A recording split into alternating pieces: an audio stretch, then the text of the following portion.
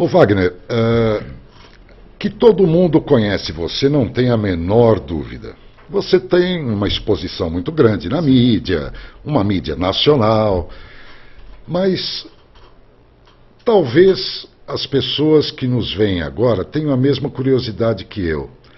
Há quanto tempo você começou? Porque você faz jornalismo, um jornalismo de qualidade, que eu considero de qualidade, muito dedicado, você é muito dedicado, muito comprometido com o que faz. E eu admiro muito essa sua qualidade, essa sua virtude. Mas há quanto tempo você começou esse trabalho no jornalismo? Eu estou no jornalismo há 24 anos e desses 24 anos eu estou há 19 na televisão, ininterruptos, né? Eu comecei na Rádio Tupi em 1986, como apresentador de um programa noturno que ia ao ar aos domingos, um programa mais musical de entretenimento, e fazia também reportagens para um programa chamado Tupi nos Esportes, com Antônio Guzman e Lucas Neto. Isso tem muitos anos, e eu fazia as reportagens esportivas, paralelamente fazia esse programa lá na Rádio Tupi.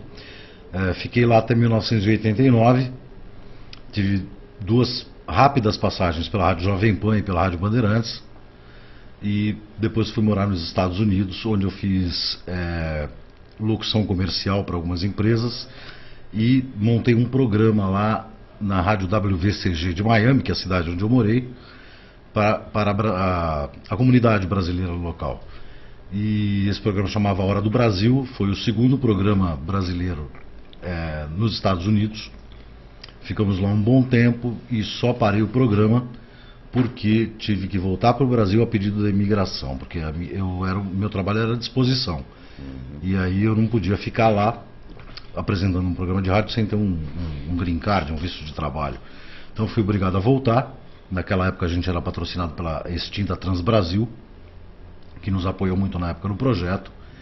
A Warner também mandava os discos de músicas para lá, aquela bolachão ainda, né, o vinil.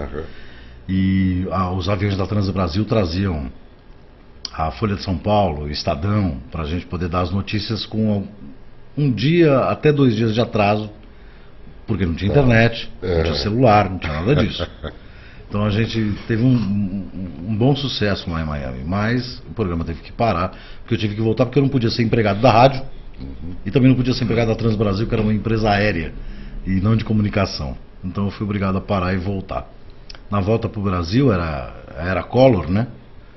E não tinha emprego aqui. A gente não tinha emprego em lugar nenhum. Eu lembro que as revistas daqui eram 30, 40 páginas só, porque não tinha publicidade, por causa da crise. Não se tinha nada. E aí o único emprego que eu arrumei quando eu voltei foi de manobrista no estacionamento. Nossa. Que inclusive pertence a um primo meu. Depois fui lavar carro e fiquei nessa vida aí uns 8 meses. Aí eu tive um convite para trabalhar na Band FM na época, né? Rádio Band FM. E aí eu fui ser locutor do Love Line, que era das 10 da noite às 2 da manhã, fiquei um tempo fazendo isso. Em seguida falaram que o SBT estava abrindo algumas vagas para reportagem no Aqui Agora. Isso no final de 91, começo de 92. E eu fui, aí me dei bem no teste e passei a ser repórter do SBT. Aí eu comecei lá no SBT, aí não parei mais até hoje. Aí eu tive passagens pelo SBT, depois fui para a extinta Rede OM, que hoje chama-se CNT, que depois ela quebrou por causa do escândalo Collor, PC Farias. Ela tinha uma boa verba do governo. De lá eu fui para a TV Manchete, fazia o Jornal da Manchete na época. Depois do Jornal da Manchete eu voltei para o SBT. Depois acabei trabalhando na Globo News, na Globosat, no GNT, no canal GNT, fazia documentários lá e algumas reportagens. Aí fui trabalhar na TV Record. Depois da TV Record fui para a Band e estou lá até hoje. E são 18 para 19 anos de televisão aí ininterruptos e mais algum tempo de rádio aí, 4, 5 anos de rádio. Eu acompanho o seu trabalho diariamente e inclusive eu percebo que você faz muito bem feito o que faz, claro, mas às vezes as circunstâncias não te favorecem, né? Não, claro que não. Porque eu já vi você num frio intenso, num calor intenso, em chuva intensa. Quer dizer, é um bocado ingrato esse trabalho de reportagem externa que você faz, né? De cobertura externa, né? Exato. Faz parte da vida do repórter enfrentar esse tipo de situação. A gente entra nas enchentes, né? Sobe morro, põe o pé no barro, ou às vezes está até em determinados locais, na época que eu fazia economia, né? Na Fiesp, fazendo reportagem. Então varia, né? Na verdade, eu nem comecei como repórter policial, né? A minha vida toda foi de fazer reportagens de cidades e economia, principalmente na época da TV Manchete. Mas, em 1999, quando houve o boom da violência, que explodiu realmente a violência, em 1999, que foi quando o crack começou a chegar perto da classe média, antes ele só ficava na periferia, aí as redações precisavam de mais repórteres de polícia. Então, eu falava, bom, a gente tem um repórter cobrindo polícia, 3 cobrindo economia, 2 cobrindo política e 2 cobrindo cidades, eu preciso de mais 2 aqui para cobrir o tanto de casos de violência que tinha diariamente na cidade. Chacinas, né, os homicídios, latrocínios e roubos, começou a aumentar, a Cracolândia começava a se formar a partir de 1996, né? E em 99 teve aquele boom de violência, então as redações acabaram transferindo alguns repórteres de algumas áreas para a área de polícia, e foi nessa fase que eu acabei me tornando repórter de polícia. Interessante. Eu falo aqui porque eu estou confortavelmente num estúdio, mas a realidade dos repórteres que fazem cobertura externa é muito diferente da que eu vivo aqui.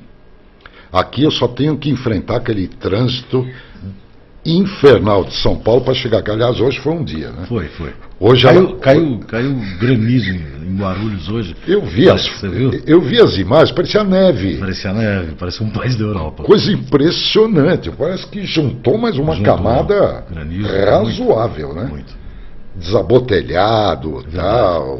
Os carros até pararam de circular porque escorregava um bocado em cima do gelo, né? Extremamente perigoso. E os brasileiros não estão acostumados a isso, né? Mas nevar na boca da primavera, isso é só no Brasil, né? Coisa do clima, das loucuras do clima, né? Até o Márcio cobriu isso de Guarulhos aí, mas eu acho que ele não estava lá, não. Não estava. Porque se ele tivesse lá, hoje ele ia sofrer, viu? Ia, com certeza. Hoje ele escapou, né? O Márcio é gente boa também. Muito. Me fala uma coisa, ô Wagner. Quando vocês têm um caso novo, como por exemplo a Sulamita, sim, que agora você está fazendo a cobertura, sim, que é mais uma moça que parece que sumiu. Sem dúvida. Não é? Por enquanto não se tem notícia. Por enquanto não.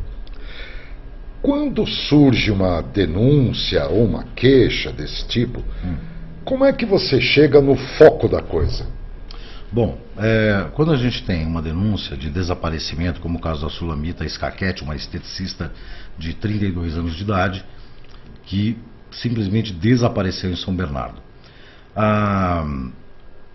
Essas denúncias vêm pelo departamento de polícia ou pela família, ok? Claro que é interesse da família divulgar a fotografia dessa pessoa para que, se alguém viu, denunciar para que ela seja encontrada. Claro. E o fato do caso da Sulamita, por exemplo, como uma família denunciou, olha, minha filha desapareceu, etc. Tal, a gente vai direto na família, contar o drama que a família está passando, essa é a primeira coisa. Tá. E, obviamente, prestar o serviço para poder encontrar a pessoa.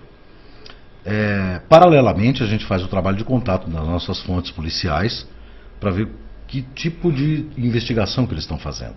Porque, infelizmente, a maioria das pessoas que desaparece sem deixar rastro, assim, como no caso da Sulamita, são assassinadas. São pessoas que estão mortas.